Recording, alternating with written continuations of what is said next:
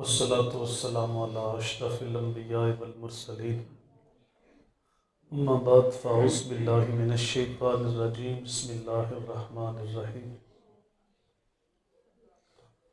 अला इन्ना औलिया अल्लाहि ला खौफुन अलैहिम वला हुम यहज़नून अल्लज़ीना आमनू व कानू यत्तक़ून सदक़ल्लाहुल अज़ीम। अल्लाहुम्मा नव्विर क़ुलूबना बिल क़ुरआन वज़य्यिन अख़लाक़ना बिल क़ुरआन वनज्जिना मिनन नार बिल क़ुरआन व अदखिलना फ़िल जन्नति बिल क़ुरआन।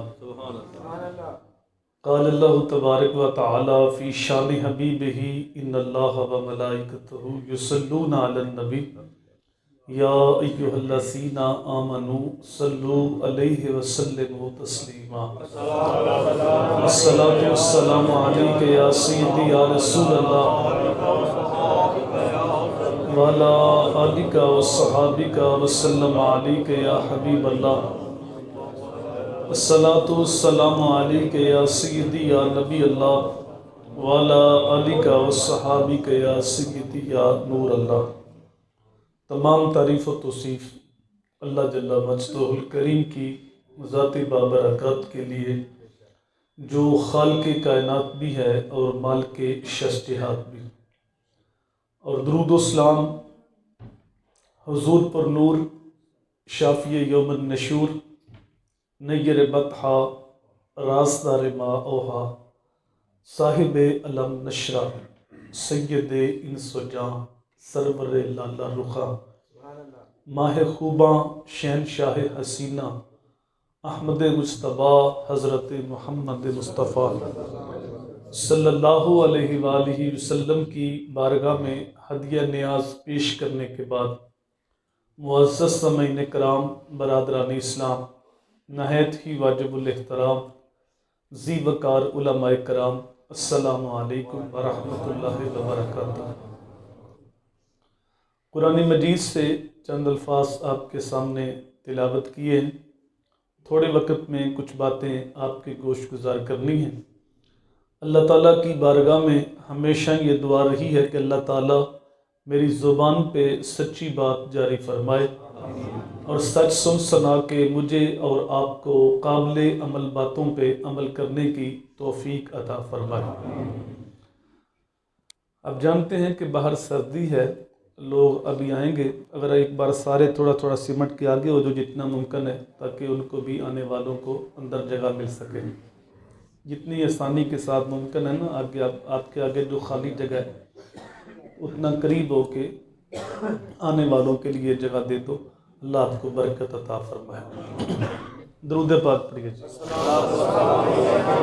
सल्लल्लाहु अलैहि या सय्यदी या रसूल अल्लाह व अला आलिका व सहाबिका व सल्लम अलैका या हबीब अल्लाह।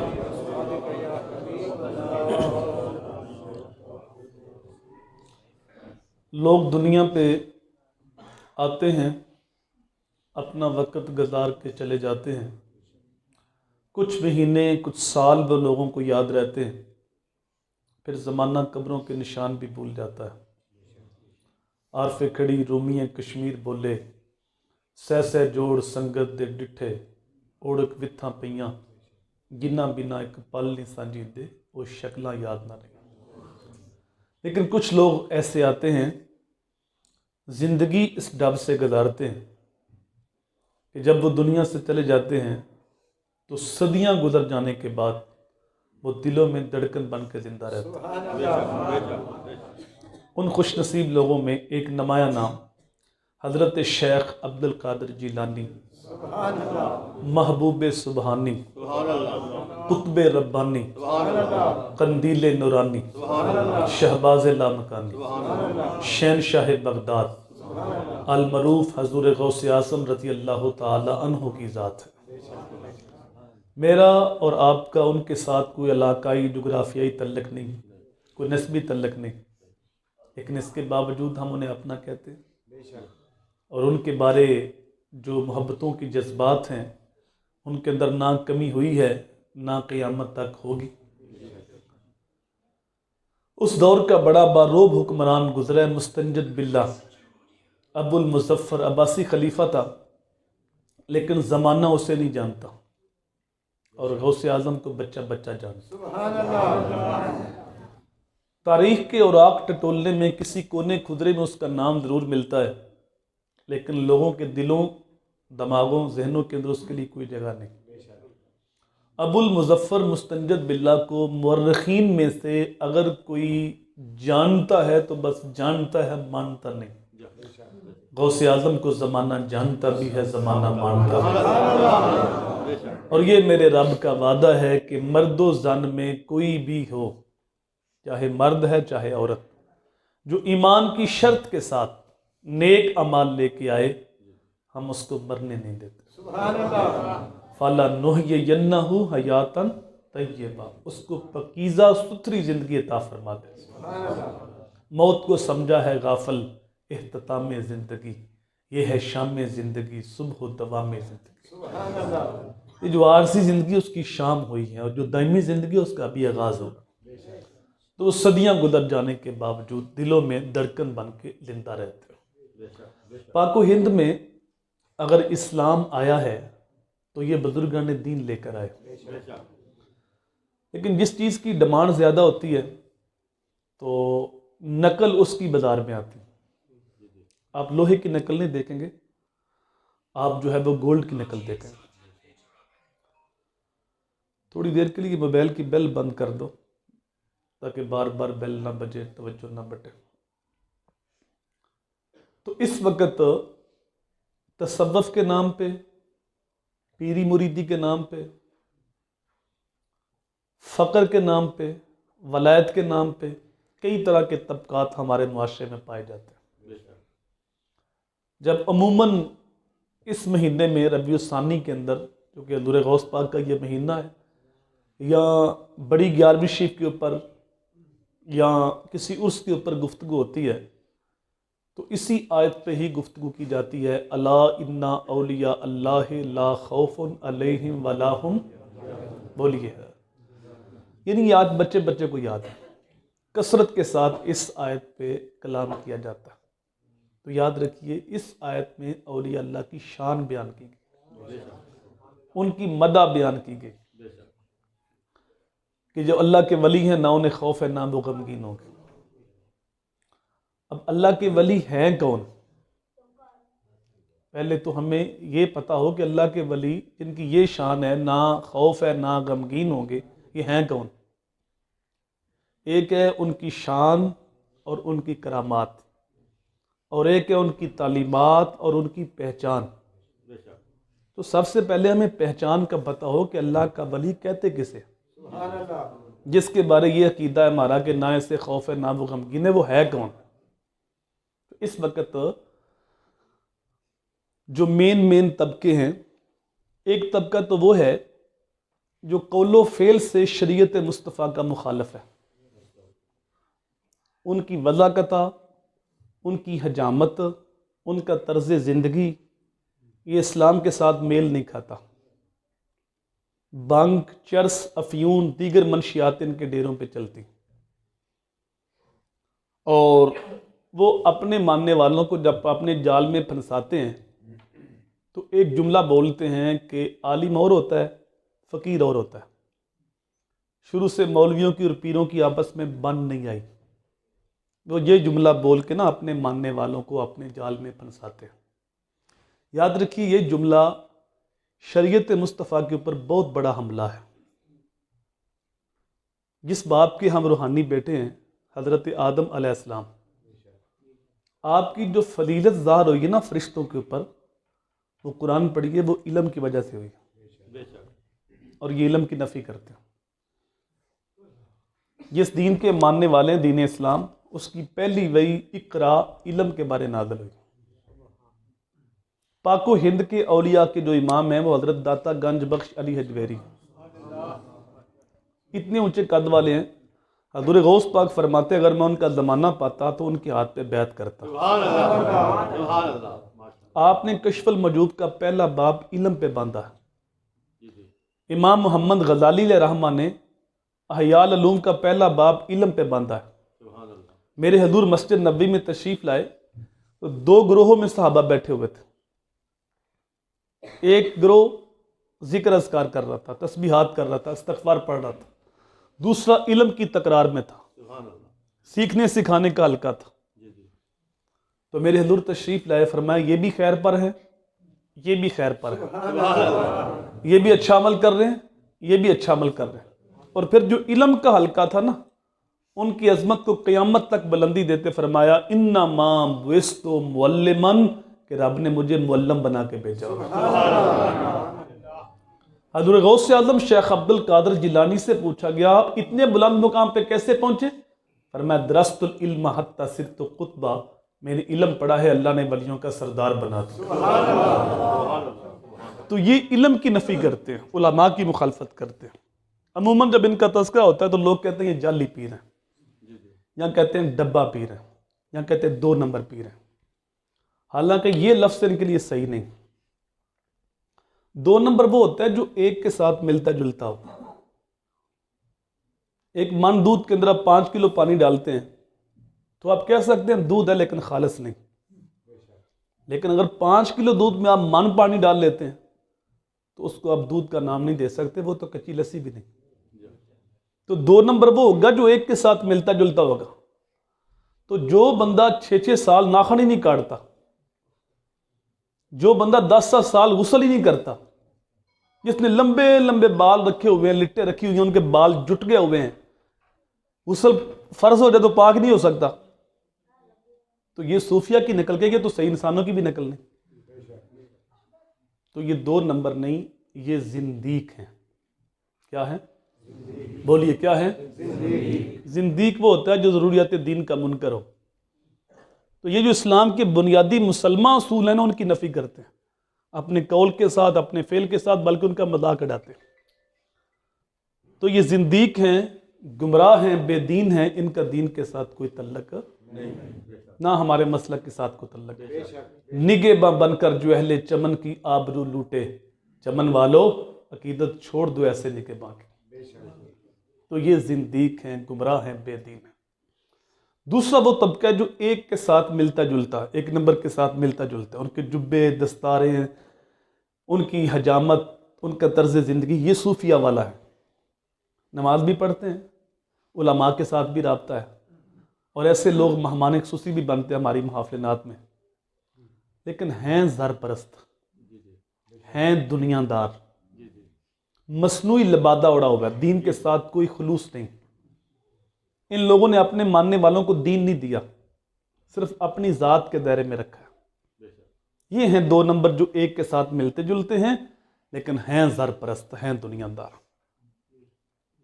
अब शरीयत का मसला ज़ार भी होता है, ज़ार इनका बिल्कुल ठीक है, दाढ़ी भी है, पगड़ी भी है, जुब्बे भी हैं, नमाज भी है, उलमा के साथ भी राब्ता है।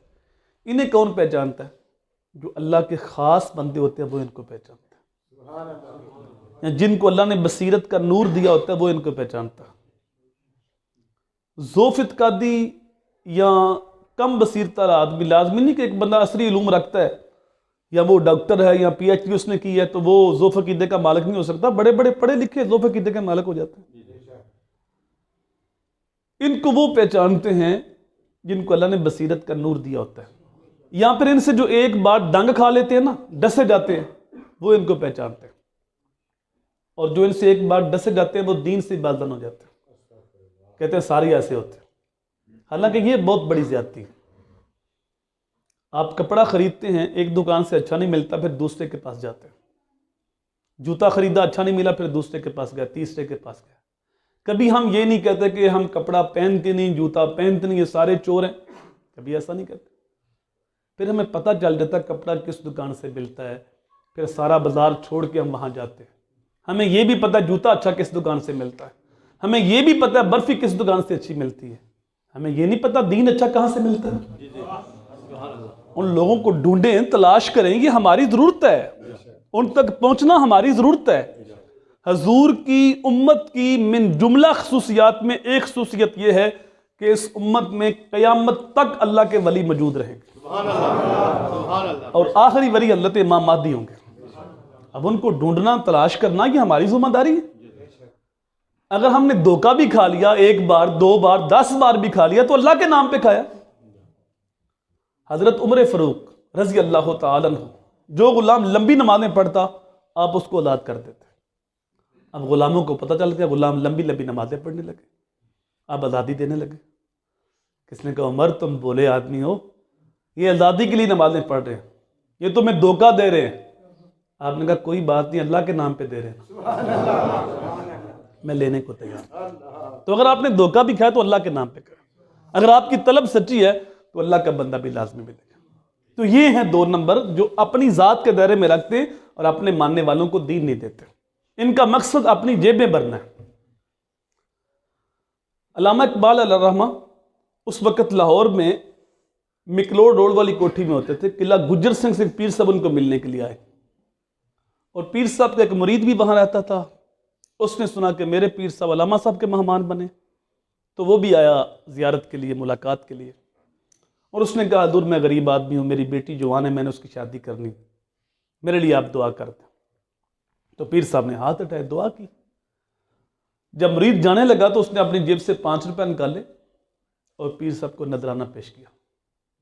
तो पीर साहब ने पकड़ के जेब में डाल दिया। अल्लामा इकबाल की हंसी निकल गई। जब मुरीद चला गया तो पीर साहब ने पूछा आप क्यों मुस्कुराए थे?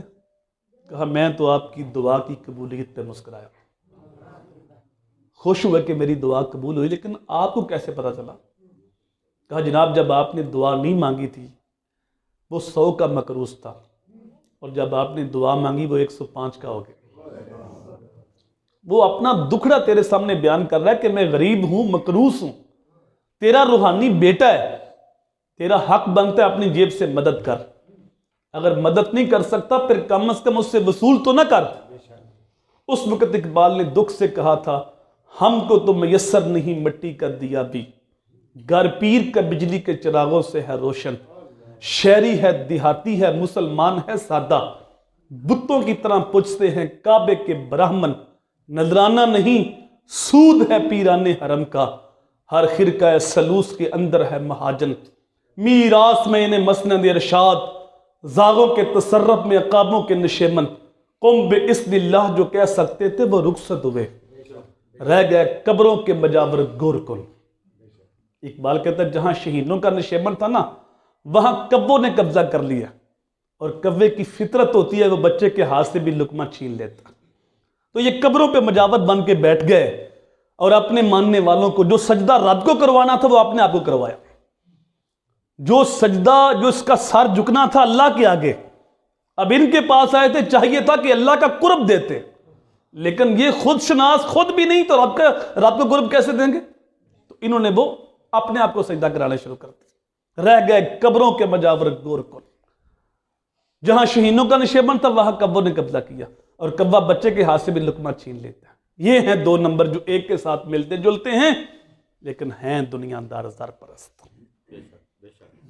तीसरा वो तबका जो वाकई अल्लाह के वली है। जहां इस आयत के अंदर औलिया अल्लाह की शान बयान की ना, अला इन्ना औलिया अल्लाह ला खौफुन अलैहिम वला हुम, इसके आगे अल्फाज पहचान के हैं। ये वली कौन है जिन्हें ना खौफ है ना गमगीन होंगे? अल्लाज़ीना आमनू व कानू यत्तकून। वली वो हैं जो ईमान वाले हैं और तकवे वाले हैं।